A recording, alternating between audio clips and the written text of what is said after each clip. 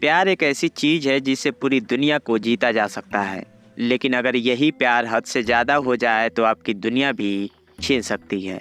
आज की कत्ल की कहानी भी प्यार पर ही आधारित है। एक लड़के को एक लड़की से बेइंतहा एक तरफा प्यार हो जाता है। ध्यान देने वाली बात यह है कि यह प्यार केवल एक तरफा था। यह प्यार इतना हद से ज़्यादा हो जाता है कि जब लड़का उस लड़की से प्यार का इजहार करता है तब वह लड़की मना कर देती है। उसका मना करना ही उस लड़की को भारी पड़ जाता है। वह लड़का उस लड़की को जान से मार देता है। इसके बाद जो कहानी निकल कर आती है वह दिल को झकझोर के रख देती है। आखिर ये कहानी क्या है, चलिए इसको थोड़ा डिटेल में डिस्कस करते हैं। कहानी आज से करीब 9 साल पुरानी है। यह कहानी असम की राजधानी गुवाहाटी के संतपुरा इलाके की है। वहाँ की एक लड़की का 30 मई 2015 को असम के न्यूज़पेपर में तस्वीर छपती है। इस लड़की का नाम श्वेता अग्रवाल था। उम्र करीब 18 साल थी। दरअसल तस्वीर इसलिए छपी थी क्योंकि इस लड़की ने पूरे असम में 12th के एग्ज़ाम में कॉमर्स स्ट्रीम से टॉप किया था। खबर छपते ही चारों तरफ खुशी का माहौल छा गया। इसके बाद करीब 2 साल बीत जाते हैं। साल 2017 आ चुका था, लेकिन फिर 5 दिसंबर 2017 को न्यूज़पेपर में एक और खबर छपती है कि साल 2015 में टॉप करने वाली श्वेता अग्रवाल का कत्ल हो चुका है। और यह ऐसा कत्ल था जिसको सुनकर हर कोई दंग रह गया। एक लड़की जो आधी जिंदा थी और उसके बाद उसे जलाया गया, यह सोचकर कि वह मर गई है। इस घटना में सबसे विचलित या कहें तो सबसे अफसोसजनक बात यह है कि श्वेता को जिस लड़के ने मारा था उसके इस जुर्म में उसकी माँ और बहन दोनों मदद करती हैं। श्वेता अग्रवाल की कहानी कुछ ऐसी है कि असम की रहने वाली श्वेता पढ़ने लिखने में बेहद तेज तर्राक थी। जैसा कि मैंने बताया कि 12वीं में उसने टॉप किया था। वह सीए बनना चाहती थी, इसलिए 12वीं के बाद श्वेता ने उस फील्ड में एडमिशन ले लिया। वह गुवाहाटी के केसी दास कॉमर्स कॉलेज में 5th सेमेस्टर का एग्ज़ाम दे रही थी। श्वेता सीए की तरफ फोकस बनाए हुए थी। इसके लिए ट्रेनिंग भी कर रही थी। सब कुछ ठीक ठाक चल रहा था। उसी ट्रेनिंग सेंटर में जहां सीए की कोर्स कर रही थी, वहीं एक और गोविंद सिंघल नाम का एक लड़का ट्रेनिंग ले रहा था। दोनों की जान पहचान होती है, लेकिन दोनों के नेचर में ज़मीन और आसमान का फ़र्क था। यह सब कुछ ठीक चल रहा था कि 4 दिसंबर 2017 को श्वेता का एग्ज़ाम था। वह उस दिन घर से निकलती है। करीब सुबह 8:30 बजे वह घर से निकलती है और एग्ज़ाम देती है। एग्ज़ाम देने के बाद उसे 12 बजे तक घर आ जाना चाहिए था, लेकिन 3 बज जाते हैं। श्वेता घर नहीं लौटी। तब श्वेता के पिता श्वेता को फ़ोन करते हैं, पर श्वेता फ़ोन नहीं उठा रही थी।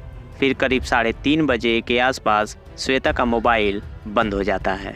इन सब में करीब 5 बज जाता है। तभी उसी समय 2 कॉल आते हैं, एक श्वेता के पिता को और एक श्वेता के अंकल को।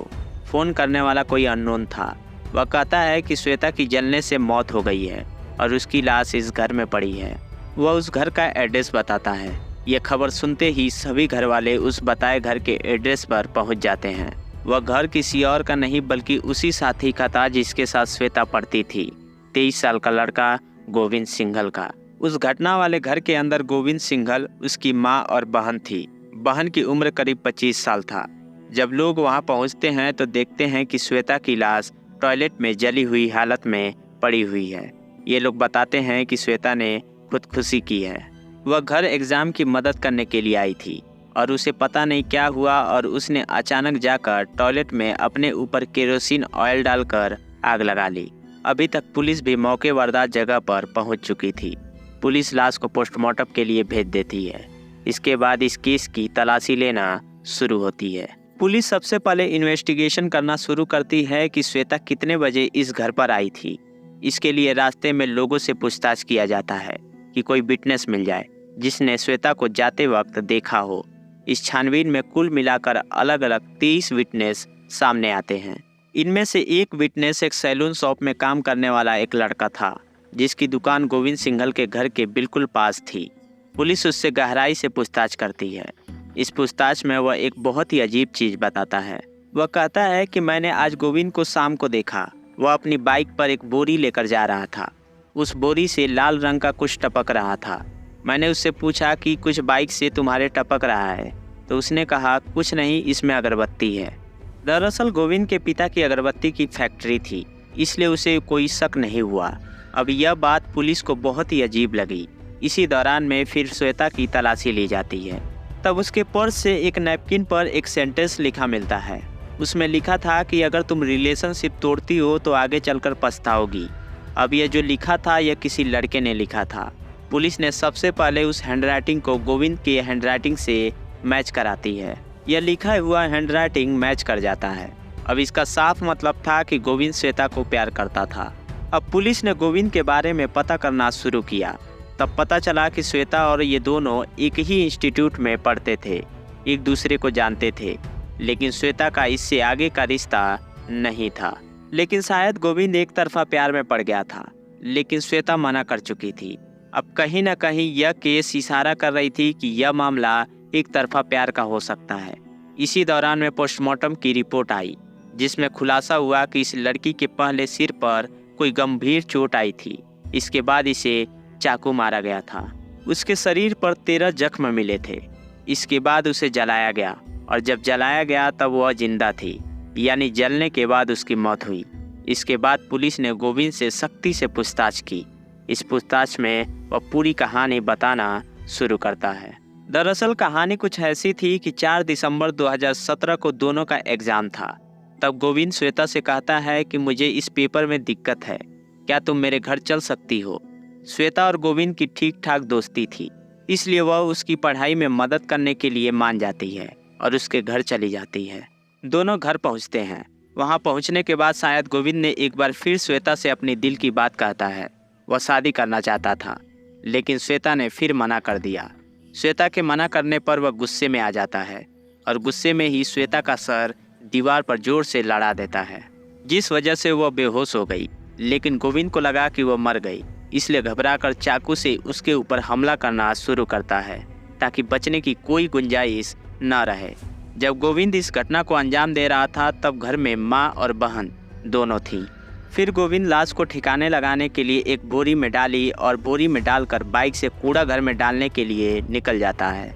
उसी दौरान में उस बार्बर शॉप में काम करने वाले लड़के ने देख लिया था, लेकिन अभी गोविंद आधे ही रास्ते पहुंचा था कि उसकी माँ का फ़ोन आता है। इस वक्त तक गोविंद की माँ को सब कुछ पता चल गया था, इसलिए लाश को घर लेकर वापस आने को कहती है। गोविंद आधे रास्ते से लाश को वापस लेकर अपने घर चला आता है। घर लाने के बाद लाश को घर के टॉयलेट में रखते हैं और केरोसिन ऑयल से गोविंद, उसकी माँ और बहन तीनों मिलकर श्वेता की लाश को जला देते हैं। श्वेता पूरी तरह से जल गई। इसके बाद उन्होंने श्वेता के चाचा और घर वालों को फ़ोन किया और कहा कि श्वेता ने इस घर में खुदकुशी कर ली है। इसके बाद घर के सभी लोग और फिर पुलिस की टीम भी घटनास्थल पर पहुंच जाती है। इस केस का इन्वेस्टिगेशन शुरू होता है। अब यह मामला न्यूज़पेपर तक आ जाता है। अब क्योंकि एक समय पर वह टॉपर थी, 2 साल पहले अखबार में तस्वीर छपी थी। अब श्वेता को इंसाफ दिलाने के लिए मुहिम शुरू हो गई। यह खबर असम सरकार तक भी पहुंचती है, इसलिए सरकार ने इसके लिए फास्ट ट्रैक कोर्ट के जरिए मामले की पूरी सुनवाई की गई।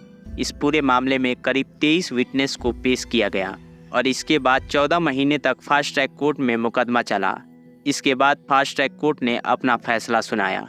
गोविंद सिंघल को श्वेता के कत्ल के इल्जाम में फांसी की सजा सुनाई गई और इस कत्ल में मदद करने के लिए मां और बहन को उम्र कैद की सजा हुई। यह फैसला लोअर कोर्ट ने दिया था। श्वेता के घर वालों ने भी कहा कि उनके साथ इंसाफ हुआ है।